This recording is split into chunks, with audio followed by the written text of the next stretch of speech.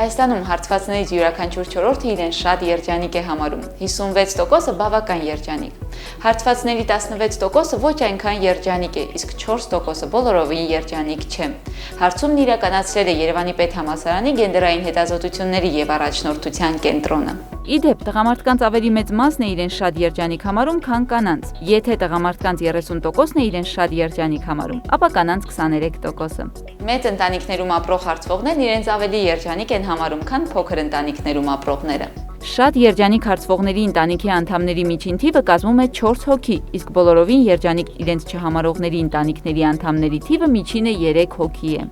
Ըստ հետազոտության, ամուսնացած հարցվողները համեմատաբար ավելի երջանիկ են իրենց համարում, իսկ երջանկության մակարդակն ամենացածրն է ամուսնալուծված հարցվողների շրջանում։ Ավելի բարձր անձնական եւ ընտանեկան եկամուտ ունեցող հարցվողներն իրենց ավելի երջանիկ են համարում։ Այդպես, իրենց շատ երջանիկ համարող հարցվողների անձնական միջին եկամուտը կազմում է մոտ 59,000 դրամ, իսկ նրանց, ովքեր իրենց բոլորովին երջանիկ չեն համարում, մոտ 30,000 դրամ։